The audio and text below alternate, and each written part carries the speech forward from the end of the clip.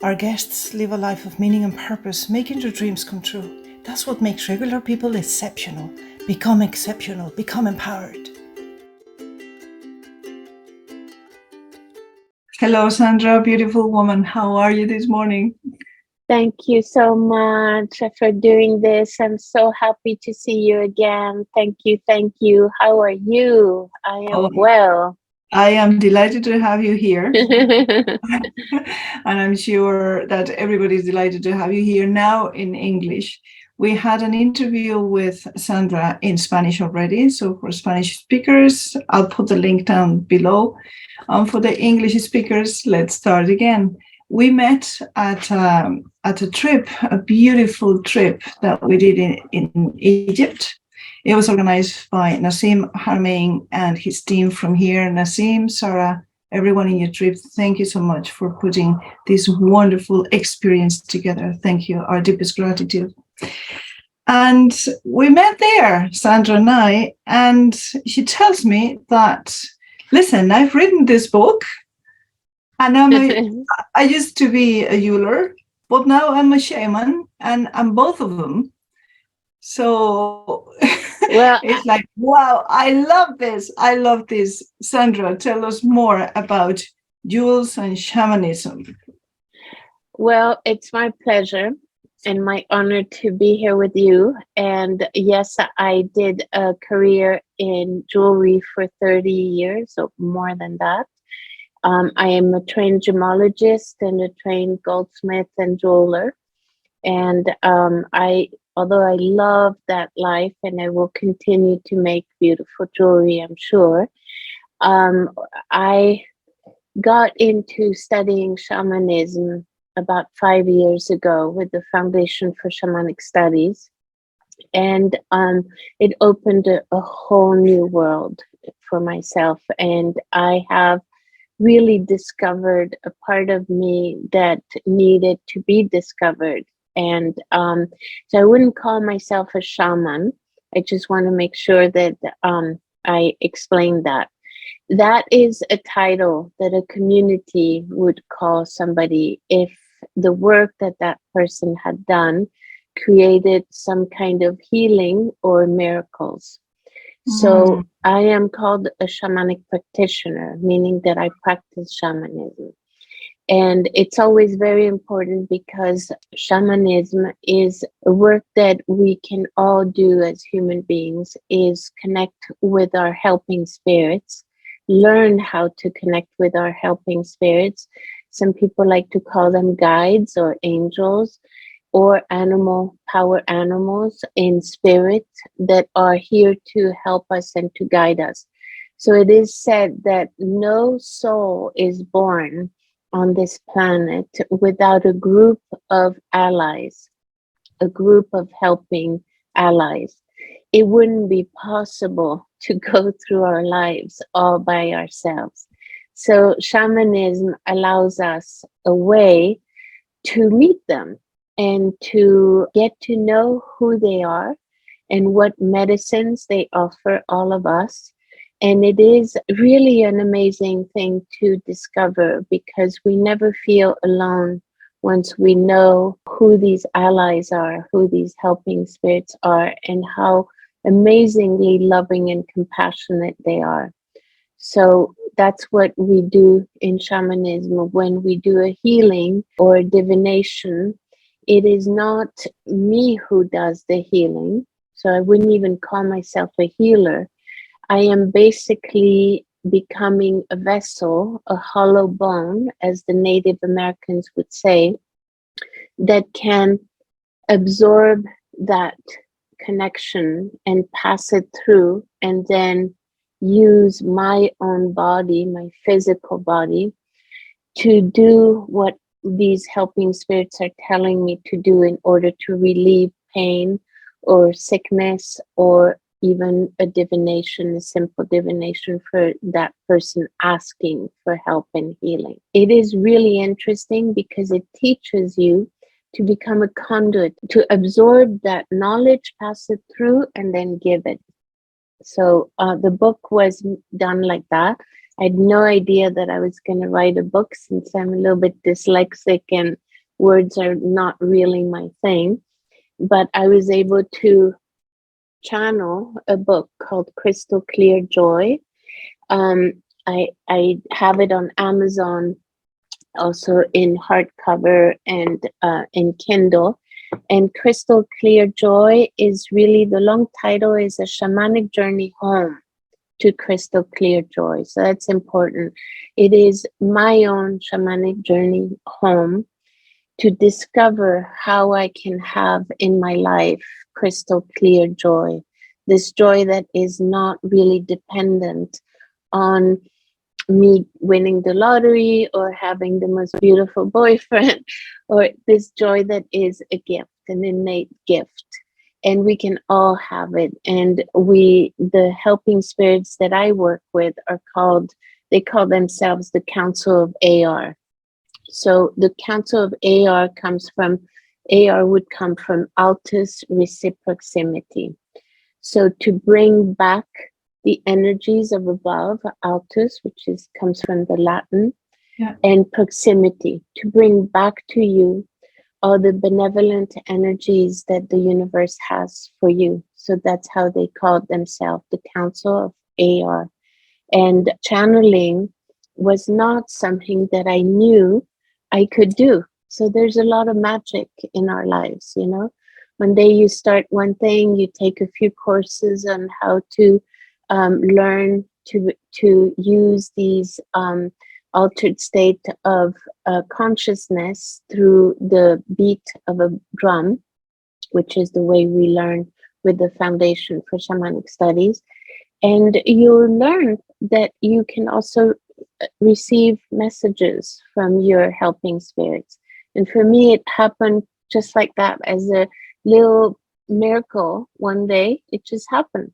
And I asked, who is talking to me? And they named themselves, and I saw them in their physical shapes. And I said, why me? Why would I have this gift, since language and words are not really my thing? And they explained that was a good reason why I was chosen for this, is because I don't have enough words in my vocabulary, and I don't have a knowledge of English language, let's say, good enough for me to judge the words coming through. So I just receive them with no judgment, because sometimes I will automatically write, a journey, a shamanic journey, and I will not even know what the word means. And my brain doesn't understand the word, so maybe I write it with a few spelling mistakes, and then I can look it up in the dictionary and understand what that word really means. Wow. And it's a beautiful thing, because I'm just using this brain to receive as a little scribe or secretary from the universe all these amazingly powerful messages and simple messages that I could never come up to myself. That is how I discovered that this was real, is when there is a simple message that says it all, that I could have never, imagine saying that. It's a beautiful process. We all have a lot to discover about ourselves. This does not make me a special person. It just proves that if you give something a chance, it can happen for you too. It's like an exercise. You go to the gym the first day, it hurts a little bit. The second day, you feel sore. And then if you continue practicing, your body gets that knowledge, or reconnects with that old ancient knowledge that you had somewhere along the line that you knew about. It's a very beautiful thing to do. And becoming a practitioner of shamanism has really changed my life for better. I have felt more, I would say, in the last few years, although I am a human being just like everybody, with problems and with difficulties, I have really understood how to keep myself in a place of inside, in a conscious place where I can live throughout my days consciously in that crystal clear joy that the helping spirits talk about. It's very powerful to learn how to do that. It is an innate gift that we all have. It is our birthright, and that is so important that we understand, because a lot of people are going through depression, right? And difficulty, and we had COVID, and we have so many things that are changing in our lives, and we have to remember that we're not here to suffer. We're here to just have experiences, and these experiences can bring a little bit of suffering. But if we ask the universe, what am I learning from this experience, and we really connect and allow the universe to explain to you or to give you a feeling of what you're learning, then you understand that the learning is so powerful, even in difficulty, that it is worth having that experience, and there's so much to talk about joy. There's so much ideas that we have to be happy, but they're not talking about happy. They're talking about joy, innate joy, that you can actually feel even in turmoil. That's what they're talking about. It's beautiful. Can I ask you a question and interrupt you for a second? You're saying that we all have access to that inner joy, to that connection with Source, let's put it that way. And you got it, you came to it, and you found it via practicing shamanism. But what happens with the people watching this video? You see, their minds are going to say, I don't have the time, I don't have the inclination, I don't have the money, I just don't have anything to do with shamanism, and I don't want to practice it, but I have this access to the joy somehow because it's my birthright. How the hell am I going to get there? It's a wonderful question, because in my case, we all have a life mission, and I saw mine from very young, a young girl, where I was very connected and intrigued with everything spiritual. So in my particular life, I started with meditation very young, at 20 years old. My family thought probably I was going to become a nun, because I was very inclined to prayer and to meditation and to God. And of course, not everybody is like that. So that is why helping spirits now, with the times that we're living, are using more and more people like me to become voices that can deliver their messages, because their messages of inspiration already give us that healing. So what they explained me when I wrote this book is that nobody could edit the book. Although maybe you could have rewritten the book in a much better English language, it is not what we need, because the healing frequency is in the words. You know how everything is energy?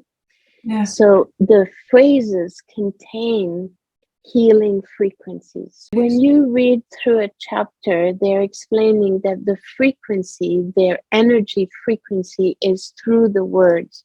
So the words, the sentences and the word have healing energy. So although I understand not everybody wants to be a meditator or a yogi or a shamanic practitioner, that's why they're using more and more people. If you've noticed, there's more and more channelers, more and more people who are writing channeled books. And it is not a coincidence. It is because their powerful messages of healing are in these chapters. And when you read the chapters, you transmute, you change, you allow that aha moment, you feel that energy, and it changes you. This particular book is quite interesting because it's very simple.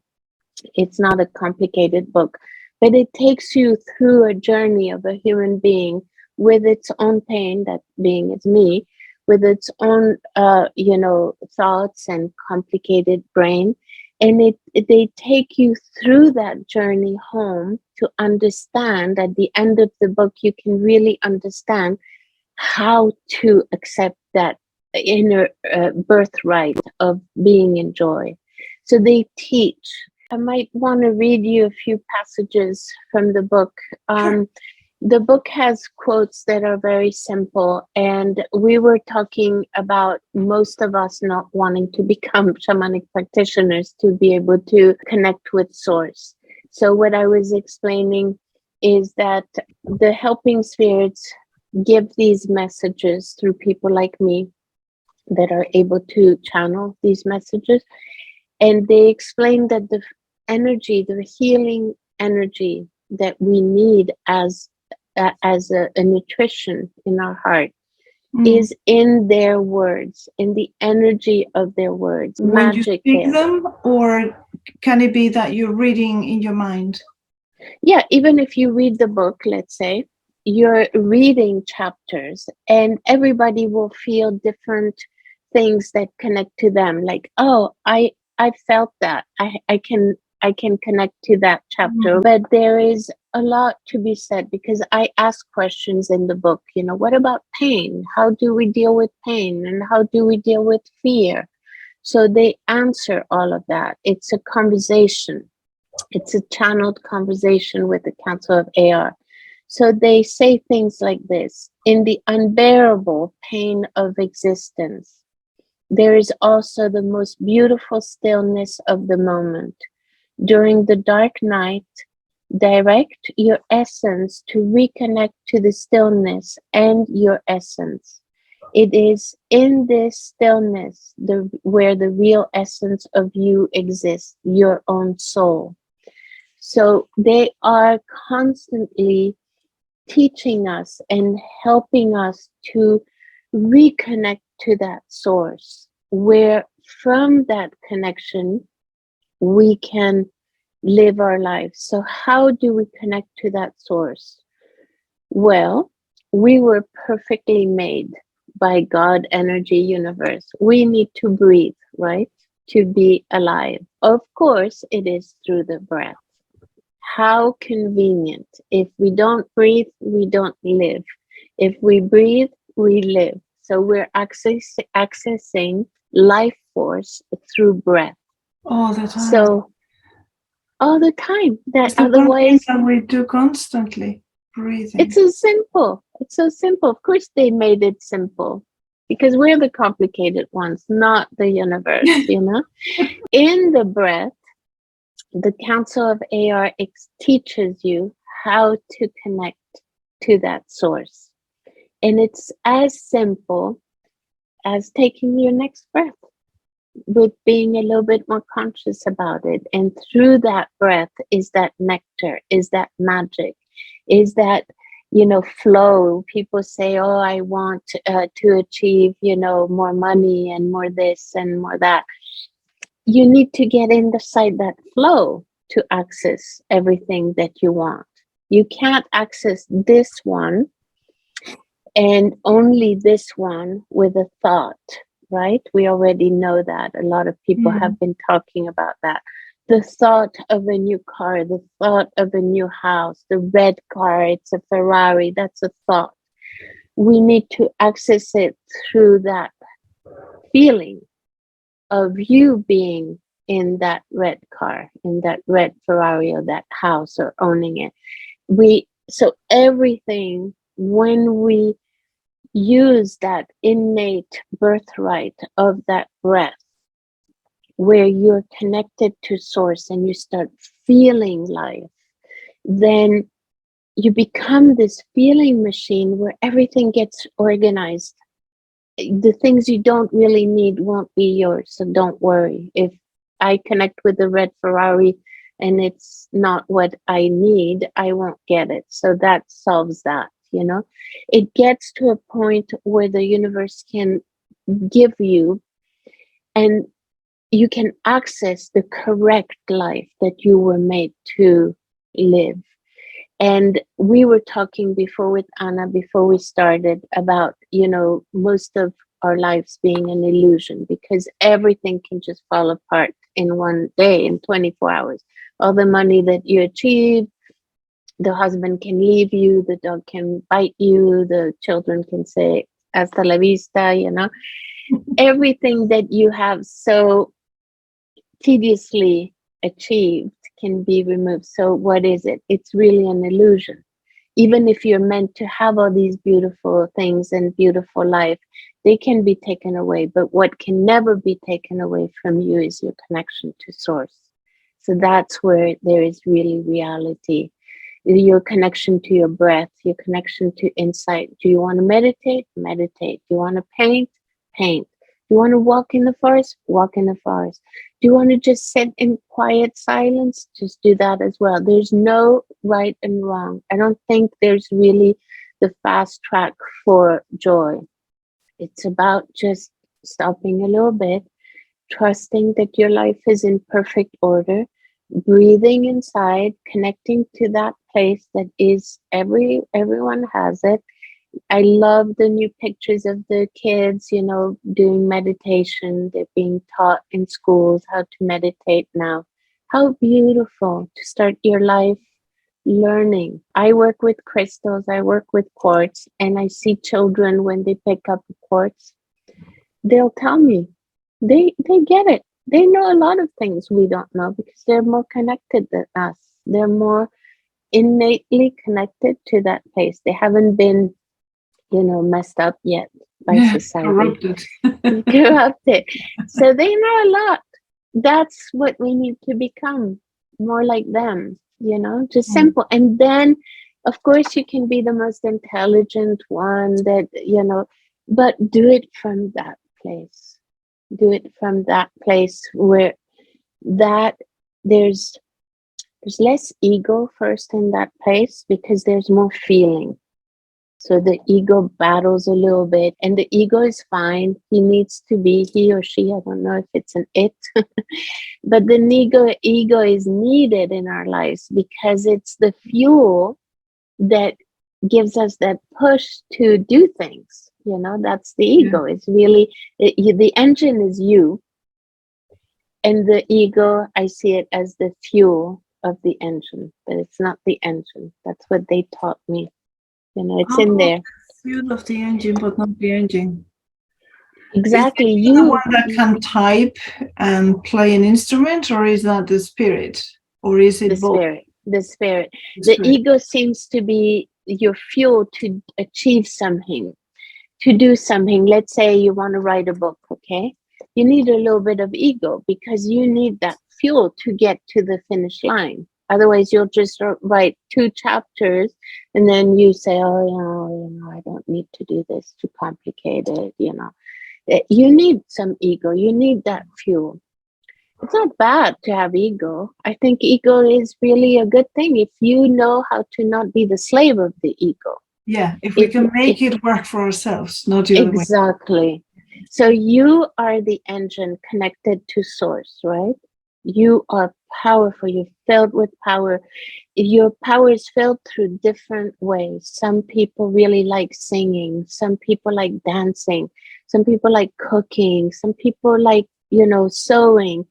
All those things are meditation at the end of the day, right? And so you are that strong engine. And then in order to achieve something, you need a little bit of fuel. So you direct the ego, say, okay, give me that inspiration, give me that energy, give me that strength to achieve this. But I think what they're trying to teach is really beautiful. They're trying to teach us to accept our vessels the way they were made as a body that will give you an opportunity to have these amazing experiences of being alive.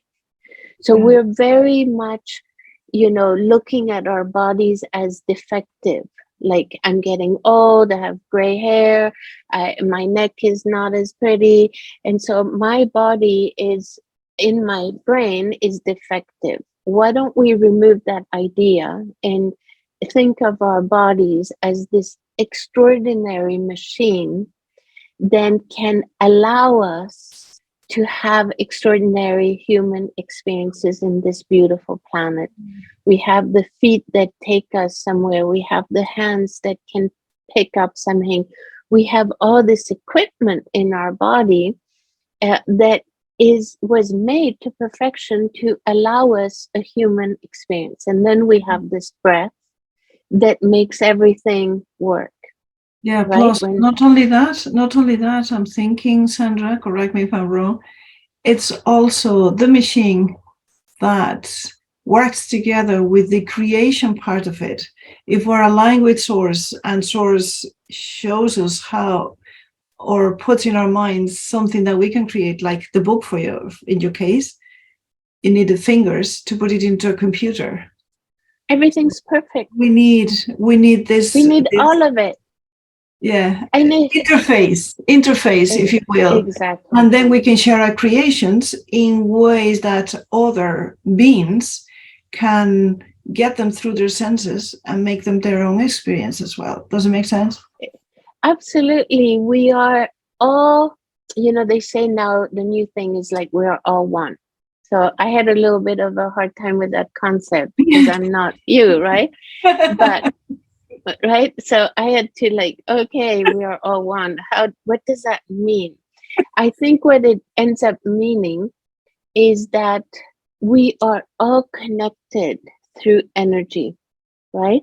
When you are an artist, like when I was designing jewelry, I would be stunned that somebody else in the other part of the planet was creating a similar new collection that I had, and we didn't know each other. So because we're all connected to energy, to inspiration, to what the universe is delivering. And so in that way, if we see ourselves more connected, that what I do affects you.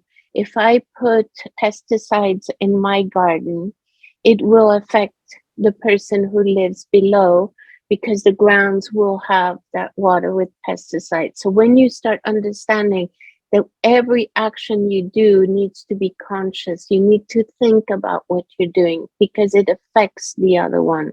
It's not, life is not just about you, about me. I am not important. I am important in the sense that I am one more miracle in this beautiful creation, but I am not the center of the planet. In order to heal this planet and to improve our quality of life, we need to do it all together. We need to inspire each other to be more cautious, to think. And when we understand that the ego is not a bad thing, and we understand how to use the ego, it benefits everyone. When we understand that we have been changing so much in these last 2 years with COVID, because everybody, I feel, is asking a lot of the big questions. Finally, for a while, there was so much distraction available to everybody that that distraction was hurting our souls, because we were becoming a little bit less of a feeling machine and more of a thinking machine, which is not the way we're supposed to be integrated with the heart. That's where the true feeling of being in love comes from. When you meet somebody and you feel, oh, I could be in love with that person, you're not feeling it here, you're feeling it here, right? All the good stuff, you're feeling it here. You eat a delicious fruit, it's not your head that's saying, oh, this is a delicious fruit. No, it is, it's your whole body. So the whole connection to nature is in the chest part. It's not new. I'm not saying anything new. And so when we become more feeling machines, we are more connected and we're more at peace, and when we can smell a rose and really get in that moment, it takes a few seconds, not difficult. And you can look at a rose and say, oh my God, this is so perfect. Look, it even has little hairs. It feels like velvet. And where does that smell come from? I've always asked myself, where does the smell of a rose come from? It's not linked, it's not hooked. You know, you see the stem and you think that can't have the smell.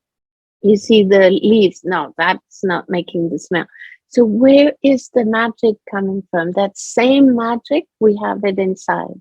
And so just to go back and say, where is my life force coming from? How come I'm not attached to the wall to get batteries? You know, how come I wake up in the morning? Well, the book will teach you something extraordinary about that is connected to this guy, to quartz. And that was a shock for me. And I'm not going to spoil it. I'll let people find out. But the nature is made perfect. We are made perfect, even if our bodies are getting older, even if we were not born beautiful, even if we were not born the most intelligent, and we are still perfect. We have to acknowledge the perfection of everything that has been given to us, including the breath, the everyday need to breathe. You know, one night I was sleeping and I choked myself in the bed because I stopped breathing. I think that happens to a lot of people. And it was a terrible experience because I felt like, wow, what if I fall asleep again and I stop breathing? And in the morning when I woke up and I reviewed my night and I reviewed that I had correctly breathed all night, I was so grateful because that you take for granted so easily, that you're going to fall asleep and wake up the next morning. Every night, you don't even think about it. But when you have that experience, it makes you reflect. How perfect is this computer? You know, and that was just so sweet to really realize that in that breath exists my potential, not only of livelihood, but of feeling of gratitude and of joy. That's the connection. It's the breath. Simple. Yeah, simple. The rest is, the rest is all added. You know, it's all gifts. And I think we need to become simpler. And I tell myself that every day, that if we could just stop a little bit, a million things that we're trying to achieve, and just realize and look at ourselves in the mirror and say, oh, I'm really grateful for this opportunity to have experienced a life. It's not a given. It's not a given that you can come to planet Earth. My helping spirits taught me something amazing about handicaps.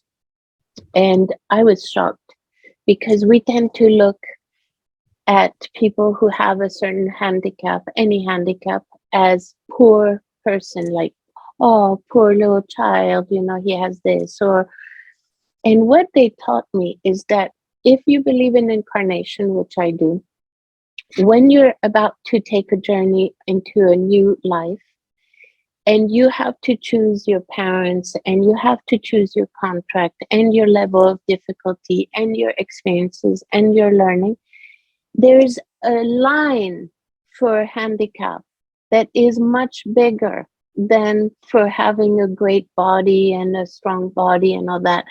Because to come to this planet, to have an experience through a body that has handicap, will give you so much more learning. And there's a line there. They taught me that. It makes you look at a handicap. It makes you look at a person who came with disabilities, with a totally different eye. It makes you like revert them and say, I'm honored to meet you. I'm honored to see how strong you are, how strong you are to have chosen this difficulty. Compared to me, who has an easy life, you are here in a pedestal, and I'm just a little student. And so they are capable. They're so good, these guys. They're capable of changing your entire concept of what we're living and make it real. Show you the reality of the reality of the reality. Where is the reality? What you should really be grateful for. Not from here, oh, I'm so grateful, I'm walking around in gratitude. All that is a lot of BS. It has to be felt. Your feeling machine, your vessel. That's how you can become a better human being, is by being inspired to connect to your own miracle of being alive.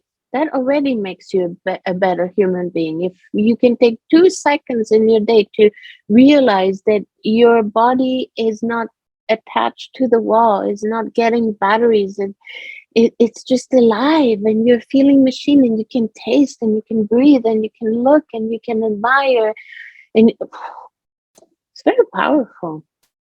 It's more powerful than anything else I've come across. I mean, meditation has helped me so much in life have a stable foundation when things go wrong in my life. I mean, I've gone through cancer and many difficulties of health, but it doesn't matter, because when those things come and they're difficult, and you know that your house is built on stable grounds, which for me was the meditation, learning to meditate at 20 years old with Prem Rawat, which I think he's an amazing teacher for that, really. It makes your house be stable. So yeah, one day there's wind, one day there's health problems, one day there's money problems, one day the boyfriend leaves you, but your house is built on solid grounds. So it helps, believe me. Yeah. It's so powerful what you're saying, Sandra. Last thing, because time has moved so fast, but in the Spanish interview, you were talking about something really funny that happened when you were diagnosed with cancer. And right after. And I would like, if that's okay, that you share it again, because it's so shocking, so shocking. And in any case, we know that the story ended well because Sandra's still here with us. So we can leave that out. Well, okay, so I'll tell the story. I felt something in my body one day that was very unusual. So I went to have a mammography, and it turned out to immediately to be cancer, breast cancer. And so I was panicked because I was completely healthy, you know. And suddenly it was not only cancer, but it was invasive cancer. It was, quite advanced, and it was scary to hear what the doctors had to say about it. So they basically, had their white robes and very serious, and they said to me, if you don't do this, you're not going to be here for a very long time. And I was like, okay, I was very shocked, but I took it in. I drove home. I called a friend and I said, apparently I'm not going to be here for a very long time, which for me was not the first time that had happened in my life, but there was another 2 episodes in the past that had happened. So I was like, oh no, not again, okay, I can take it in. Let's figure it out. And so I had I could call her a shaman because definitely she's miraculous. Her name is Amanda Folger. I used to live in Topanga at that time in Malibu in California. And so I called Amanda and I said, I need to come and get a healing from you. I need to see what is going on in my body. And so when we got together, she said, okay, in shamanism, we believe that everything has a spirit, okay? Everything is alive. Even a pen has a spirit. You can actually go merge with this pen and ask the pen to tell you the story of how it was made. It is alive. Everything that is alive. A tree is alive. A cell is alive. So she explained to me that a cancer cell would also be considered to be alive, and that we could go and talk to these cancer cells and see what the heck they wanted, why they had made their home in my body. And so we did. She did her work, and I had extraordinary visions during the same time as she was doing her work. And she told me, okay, this is what happened. The helping spirits are asking me to tell you that we need to dance the happy dance in celebration for this extraordinary experience and gift that you are given, because it's not going to kill you. It's going to be a catalyst for you to have an extraordinary completion of your life. Many beautiful things are going to happen to you. You're going to heal from it, and you're going to learn so much, and you're going to learn how to help other people through it. So that gave me goosebumps. It still does. And I thought, oh, how unreal. I mean, yesterday I see this really dark picture of what's left for me. And now I see this incredible opportunity. So we got up and we danced in celebration and in gratitude for this new experience that was being given to me. And it was very surreal. It was very sweet because I really felt that I wanted to participate in the experience, not in the drama. First of all, death can never be seen as drama, because death is just basically the end of an experience, for something else to start. Death is something actually quite beautiful. And we're for sure have a date with that one, all of us, nobody escapes. So when is it going to come? Is it going to come in 2 years, in 2 days, or in 20 years, or in 50 years? But it's going to come. So let's be clear about that. So for me, it was really interesting to start a new adventure of being a person that had been diagnosed with this bugger. I called it bugger. I never wanted to call it cancer, because from the moment that I saw it as a new experience, it wasn't scary anymore. It was just a bugger. So I would go to the hospital and tell the doctors, okay, well, I don't have cancer. Let me be clear on this. I have a bugger and we're going to deal with the bugger. And they were like, oh no, he's not this crazy one. But it was a good thing not to take it in like poor me, like a victim, because we tend to victimize ourselves. And as victims, we don't go very far. We go round and round. It's not a good thing to be a victim. But what is a great thing is to ask the universe questions like, what is this? Why am I getting this? What am I going to learn? What's in this for me? And if it is death, which it could have been, to say, okay, help me get ready. Because we are going to die anyway. So might as well learn how to become friends with death. Why always see it as something negative? And I think that was really an interesting experience for me. I'm very grateful for it. I feel that it made me stronger. Well, what doesn't kill you makes you stronger, they say. So that's obvious. That's exactly nothing new there. But to be able to help somebody now, when I do a healing and the person says, oh, I've been diagnosed with cancer, and I'm not going to tell them, oh, I know about that. But in my heart, I have learned about compassion.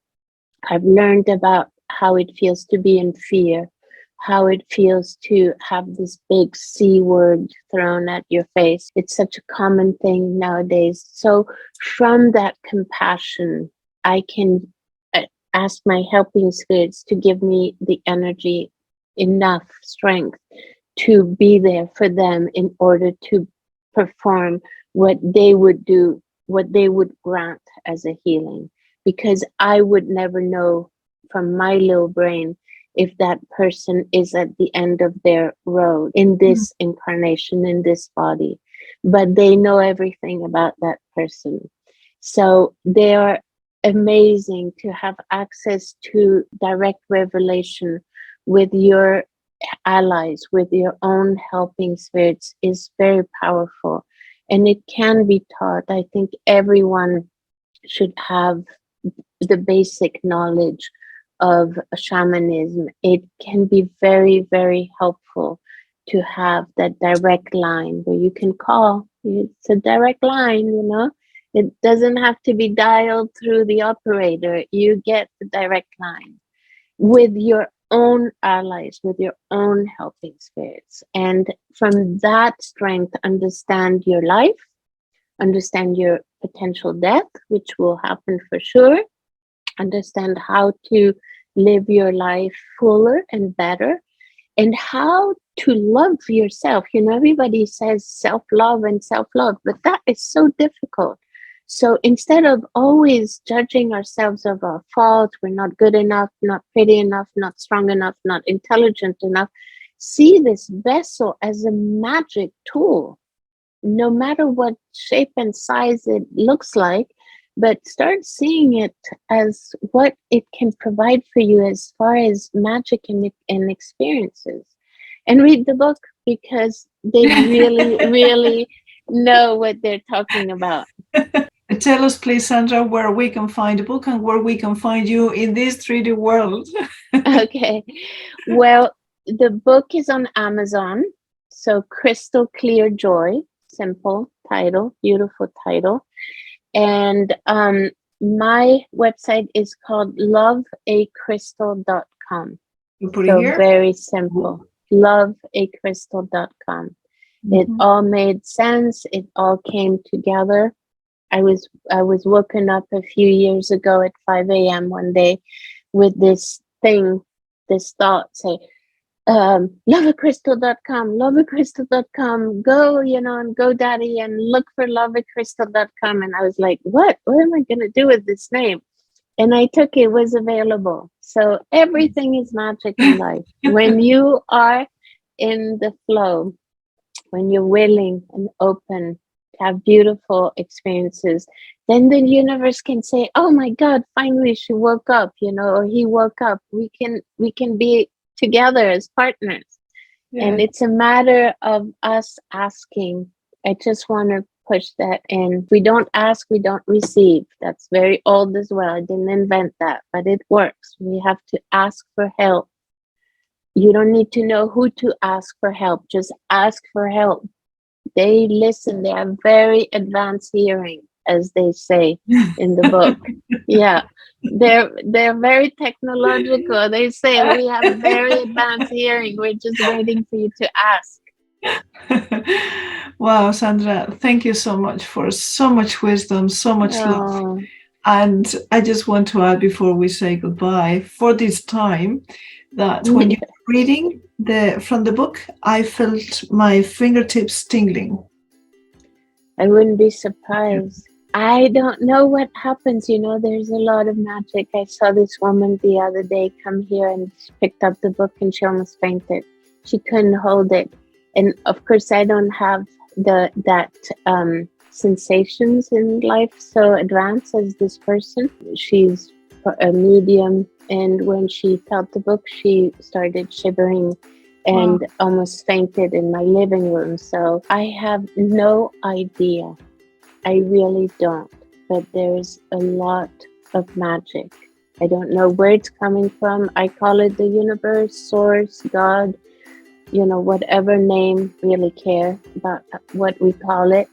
But that energy that is keeping everything alive, keeping us alive, giving us all these gifts is very powerful. And it's worth getting in touch with, and very sweet and very loving. Sandra, I love you. Thank you so much. See you soon, I hope.